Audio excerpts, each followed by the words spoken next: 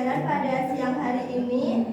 Silakan kepada Ketua Kelas Mas Destiawan untuk memimpin doa kepada teman-temannya, kemudian dilanjutkan membaca surat Al-Ikhlas. Silakan Mas Destiawan. Baiklah teman-teman, sebelum kita memulai pembelajaran pada hari ini, sebaiknya kita berdoa menurut kepercayaan masing-masing. Berdoa dimulai. Berdoa selesai. Kemudian kita lanjutkan dengan membaca surat Al-Ikhlas. Dimulai dengan ta'awudz.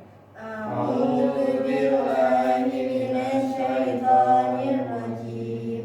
Bismillahirrahmanirrahim. Qul huwallahu ahad, Allahus samad, lam yalid wa lam yulad wa lam yakul lahu kufuwan ahad. Baik.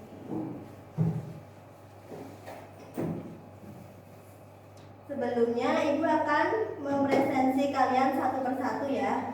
Yang pertama Anindya Putri. Hadir Bu. Destiawan Agil. Hadir.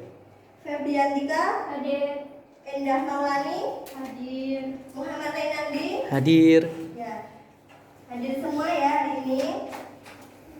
Ibu kemarin sudah menugaskan kalian untuk membaca materi mengenai perumusan dan pengesahan Undang-Undang Dasar Negara Republik Indonesia tahun 1945. Kalian sudah membaca atau belum? Sudah. Ya, bagus. Berarti kalian ini semangat ya untuk belajar.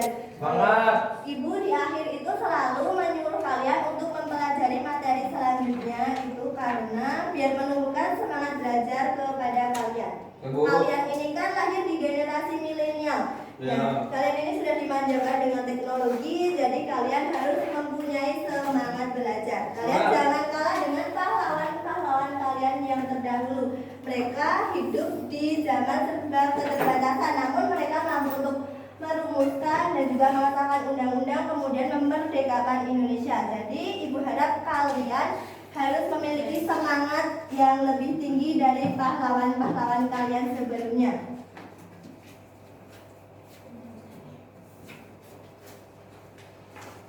Nah, karena kemarin kan kalian sudah ditugaskan untuk membaca. Sekarang yang gambar sebelah ini menurut kalian ini gambar apa? Gedung Mahkamah Konstitusi. Ya benar. Kemudian yang ini Rapat Pleno DKI. Ya, pintar-pintar ya, kalian berarti sudah membaca. Nah, ini ada pertanyaan, apa itu konstitusi? Ibu mau minta pendapat dari Mbak Anin. Konstitusi itu apa? Konstitusi adalah hukum dasar Bu.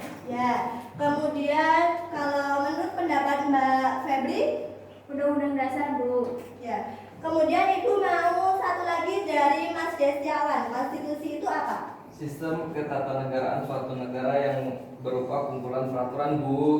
Nah, sekarang kita lihat ya. Nah, konstitusi, istilah konstitusi dalam banyak bahasa berbeda-beda. Dalam bahasa Inggris yaitu constitution, dalam bahasa Belanda konstitusi, dalam bahasa Jerman constitution, dan dalam bahasa Latin constitution yang berarti undang-undang dasar atau hukum dasar. Nah, kalau jawaban Mas Destiawan tadi itu menurut pendapat dari Zimri Asidiki, yaitu bahwa konstitusi bukan undang-undang biasa. Konstitusi adalah hukum dasar yang dijadikan pegangan dalam penyelenggaraan pemerintahan negara. Konstitusi tidak ditetapkan oleh lembaga legislatif biasa ya, tetapi oleh badan khusus dan lebih tinggi kedudukannya. Dalam hierarki hukum, konstitusi merupakan hukum yang paling tinggi dan fundamental sifatnya, sehingga peraturan di bawahnya tidak boleh bertentangan dengan undang-undang dasar.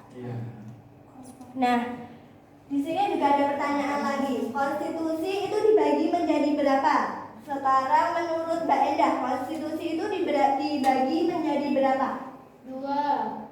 Konstitusi tertulis dan tidak tertulis. Ya, benar ya. Konstitusi itu dibagi menjadi 2. Yang pertama, konstitusi tertulis, yaitu aturan-aturan pokok dasar negara, bangunan negara, dan tata negara yang mengatur perikehidupan satu bangsa di dalam persekutuan hukum negara. Kemudian konstitusi tidak tertulis atau disebut konvensi, yaitu kebiasaan ketatanegaraan yang sering timbul dalam sebuah negara.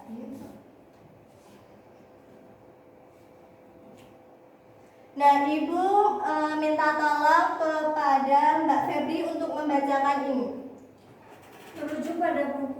Merujuk buku-buku konstitusi dan konstitusionalisme karangan Cimbeli Asidik disebutkan bahwa naskah Undang-Undang Dasar 1945 pertama kali dipersiapkan oleh BPUPKI. Hal ini dilakukan pada masa sidang kedua tanggal 10 Juli sampai 17 Juli 1945. Saat itu dibahasakan teknis tentang bentuk negara dan pemerintahan baru yang akan dibentuk. Dalam masa persidangan kedua tersebut dibentuk panitia hukum dasar negara dengan anggota 19 orang yang diketuai oleh Soekarno. Kemudian panitia ini membentuk panitia kecil lagi yang diketuai oleh Supomo dengan anggota terdiri dari Wongsonegoro, Soekarjo, Maramis, Panji Singgi, Haji Agus Salim, dan Sukiman. Ya, terima kasih Mbak Febri. Kemudian panitia kecil perancang Undang-Undang Dasar pada tahun 13 Juli itu berhasil membahas tentang yang pertama lembaga negara, kemudian negara kesatuan, kemudian sebuah majelis permusyawaratan dan juga membentuk panitia penghalus bahasa yang terdiri dari Jajadiningrat, Salim, dan Supomo. Kemudian minta tolong kepada Mbak Anindya untuk membacakan yang ini. Pada tanggal 14 Juli 1945, BPUPKI mengadakan sidang dengan agenda pembicaraan tentang pernyataan kemerdekaan. Pada sidang tanggal 15 Juli 1945 dilanjutkan dengan acara pembahasan rancangan Undang-Undang Dasar. Naskah Undang-Undang Dasar akhirnya diterima oleh surat bulat pada sidang BPUPKI tanggal 16 Juli 1945. Dengan demikian selesailah tugas panitia BPUPKI. Terima kasih ya Mbak Anindya. Kemudian kan tadi sudah dibacakan oleh Mbak Anin bahwa tugas BPUPKI itu telah selesai. Nah, di sini ada pertanyaan, siapa yang menggantikan tugas BPUPKI? Coba pendapat Mbak Endah, siapa yang menggantikan tugas BPUPKI? PPKI, Bu. Ya benar, PPKI ya. Nah, kemudian sehari setelah proklamasi kemerdekaan Indonesia, panitia persiapan kemerdekaan Indonesia atau disebut PPKI yang menggantikan BPUPKI melaksanakan sidang yang diketuai oleh IR Soekarno. Kemudian nih, kapan sih Undang-Undang 1945 itu disahkan oleh PPKI? Coba Mbak Anin. 18 Agustus 1945. Benar nggak ya? Coba Mbak Anin, coba. Nah, hasil sidang PPKI tanggal 18 Agustus 1945, yaitu yang pertama mengesahkan Undang-Undang Dasar 1945. Berarti jawaban Mbak Anin tadi benar ya? Iya, benar. Kemudian yang kedua menetapkan IR Soekarno sebagai presiden dan DRS Muhammad Hatta sebagai wakil presiden. Kemudian membentuk Komite Nasional Indonesia Pusat atau disebut KNIP. Nah, Ibu ada video, silahkan kalian untuk menyimak video tersebut.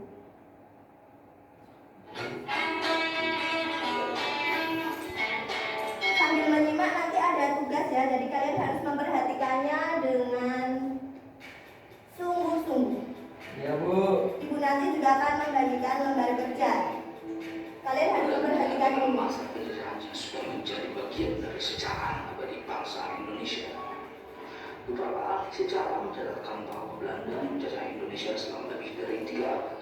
Akhirnya, Jepang BPUPKI. Persidangan BPU.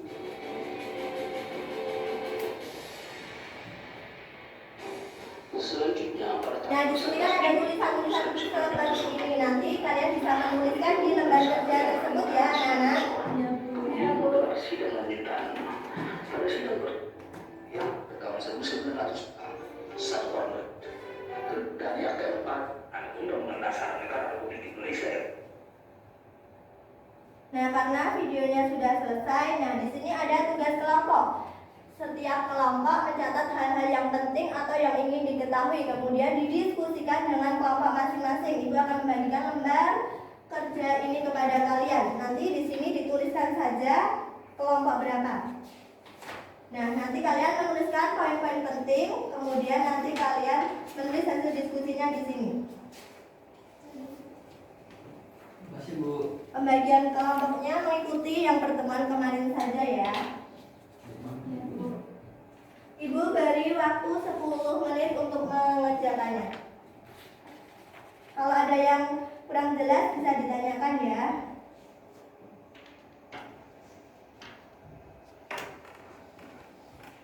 Dan juga disiapkan untuk perwakilan kelompok untuk nanti presentasi di depan. Apakah sudah selesai? Belum. Ya, 5 menit lagi. Apakah sudah selesai anak-anak? Belum. Ya. Sekarang kalian melakukan presentasi yang diawali dari kelompok 1, 2, 3 dan seterusnya. Sebelumnya Ibu akan membacakan tata tertib selama presentasi. Nah, setiap kelompok diberi waktu 5 menit untuk mempresentasikannya. Kemudian peserta didik saling menghormati pendapat orang lain dan juga mengangkat tangan sebelum memberikan pertanyaan atau pernyataan. Kemudian kalian baru bisa menyampaikan pernyataan dan pertanyaan setelah dipersilakan oleh ketua kelompok dan juga menggunakan bahasa yang sopan ya. Silahkan kepada kelompok 1 perwakilannya maju ke depan.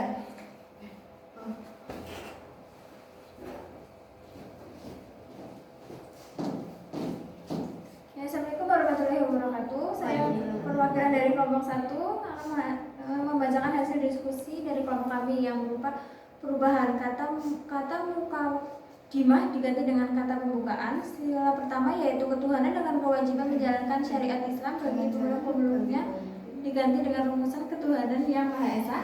Perubahan pasal 6 Undang-Undang Dasar yang berbunyi presiden ialah orang Indonesia asli yang beragama Islam menjadi presiden ialah orang Indonesia asli. Pada pasal 28 Undang-Undang Dasar 1945 yang berbunyi negara berdasar atas ketuhanan dengan kewajiban menjalankan syariat Islam bagi pemeluk-pemeluknya diganti menjadi pasal 29 Undang-Undang Dasar 1945 yang berbunyi negara berdasar atas ketuhanan yang Maha Esa.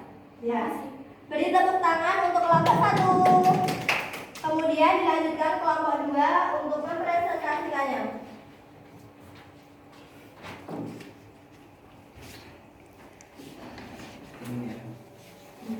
Baiklah, di sini saya perwakilan kelompok 2 ingin mempresentasikan hasil diskusi kami. Hasil persidangan PPKI tanggal 18 Agustus 1945 ada 3. Yang pertama, mengesahkan Undang-Undang 1945. Yang kedua, menetapkan Insinyur Soekarno sebagai Presiden dan DRS Mohatta sebagai Wakil Presiden Republik Indonesia. Yang ketiga, membentuk Komite Nasional Indonesia Bersatu. Terima kasih. Assalamualaikum warahmatullahi wabarakatuh. Waalaikumsalam. Beri tepuk tangan. Nah, setelah kalian sudah presentasi dari kelompok 1, 2, 3, 4, dan 5. Nah, dan juga kalian tadi sudah mendengarkan video penjelasan PPT. Nah, maka manfaat dari kalian mempelajari tadi itu apa? Yang bisa kalian dapatkan selama pembelajaran ini tadi apa saja? Ya Bu, Ya, coba Mas Yesiawan, apa? manfaat yang dapat setelah mempelajari materi tersebut: mengetahui sejarah perumusan dan pengesahan Undang-Undang 1945. Ya, benar. Kemudian kalau pendapat yang lain mungkin ada? Saya Bu. Ya, silakan Mbak Febri. Manfaatnya yaitu mengetahui hasil sidang PPKI. Ya, benar. Nah, setelah kalian mempelajari ini, kalian tuh bisa mengetahui tentang pengertian dari konstitusi dan juga perumusan dan pengesahan undang-undang dasar. Kalian mengetahui ya hasil-hasil sidang dari BPUPKI tersebut. Nah, berhubung waktu ini tinggal 10 menit, nah Ibu akan membagikan lembar post-test yang akan kalian kerjakan. Silahkan kalian nanti kerjakan secara individu ya. Kalian bisa membuka sumber referensi dari manapun. Silahkan dikerjakan, waktunya 10 menit. Nanti jika sudah dikumpulkan ke depan ya. Ya Bu. Apakah sudah selesai? Belum. Jangan lama-lama ya, karena waktunya sudah mau habis. Susah Ibu. Sudah selesai? Oh, Silakan dikumpulkan ke depan.